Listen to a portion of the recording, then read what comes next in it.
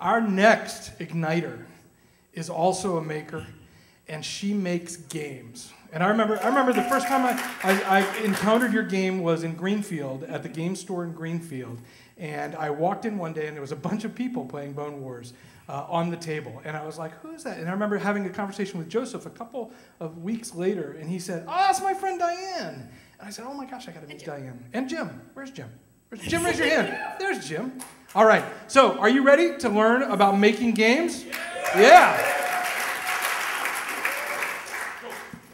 At the end of this talk, I can guarantee that you will be able to go out and make your own games. All right, first of all, definition. What's a game and why is it different from hanging out with your friends? Well, games share a single set of characteristics. They are interactive activities built around fixed repeated patterns. What?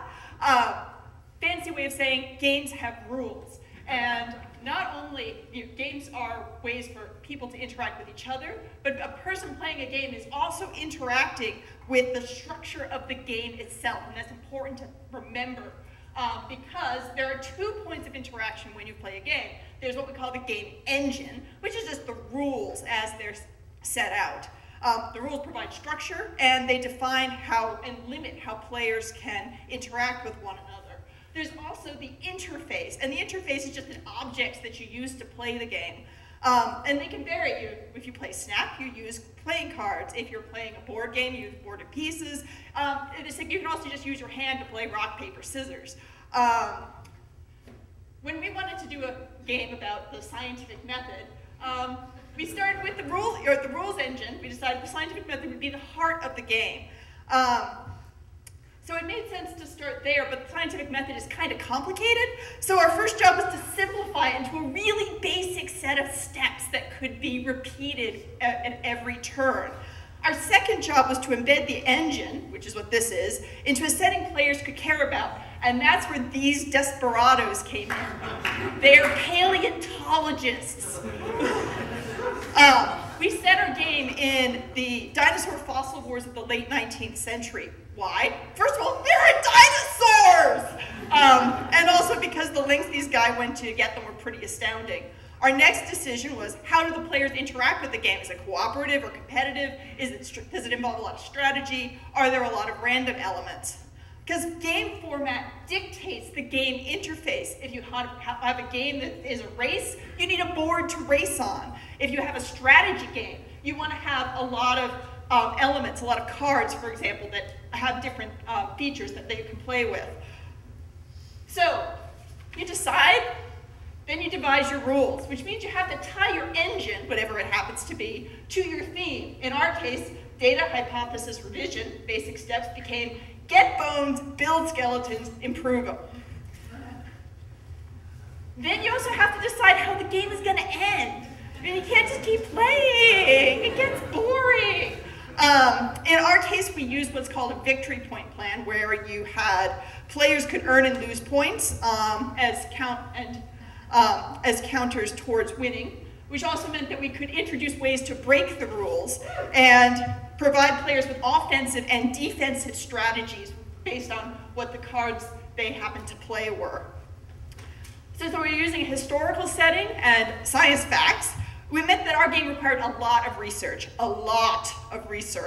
So we used books, the scientific literature, period correspondence, period papers to get our facts right.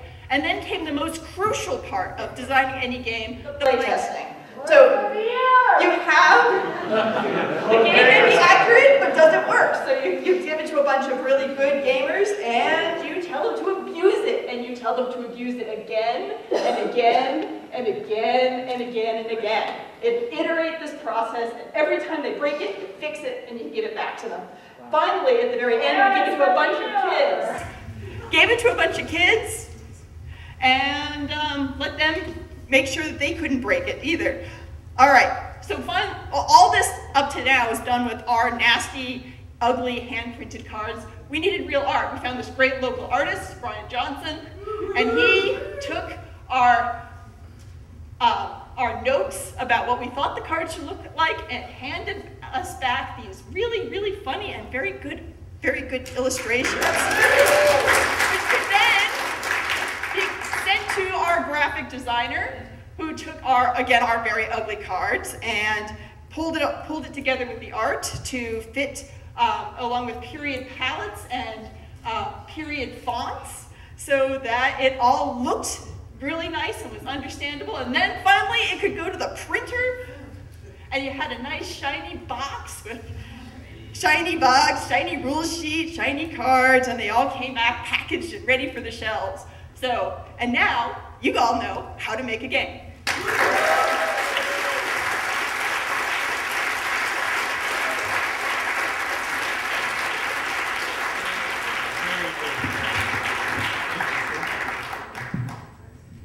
So the game is named Bone Wars. It is available. The game of ruthless paleontology. It is available in stores. Diane and Jim, did you guys have them tonight? I wasn't sure if you brought any tonight. No, they didn't bring any tonight. But in Greenfield Games, what Modern Myths in Amherst, and on the website Bone Wars, you can find them. It's a great game, informative in addition to being a lot of fun.